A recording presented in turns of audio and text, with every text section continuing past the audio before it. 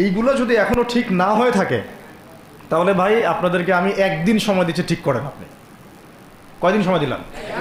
একদিন সময় দিচ্ছি, আপনি ঠিক করে নেন। সব নামাজ ঠিক করে নেন, নিজের গুনাহের জন্য তওবা করেন, হারাম রিজিক থাকলে ছেড়ে দেন, পরিবার না গড়ে থাকলে পরিবার গড়েন, তারপরে রিজিকে হারাম থাকলে ছাড়েন, আপনার সন্তানকে মানুষ করেন, মুহাক্কিক বরেণ্য আলেমদের সোহবতে থাকেন, ওলামায়ে কেরামের সাথে থেকে হাত শক্তিশালী করেন, মাদকের সাথে থাকলে ছাড়েন, গান বাজনার সাথে থাকলে ছেড়ে দেন, যত কবিরা গুনাহ সব ছাড়েন।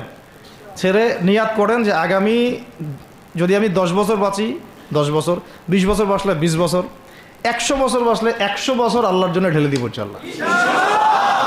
এটা আলোচনা আর আমি নতুন করে করতে যাচ্ছি না, অনেক আলোচনা এগুলো হয়েছে।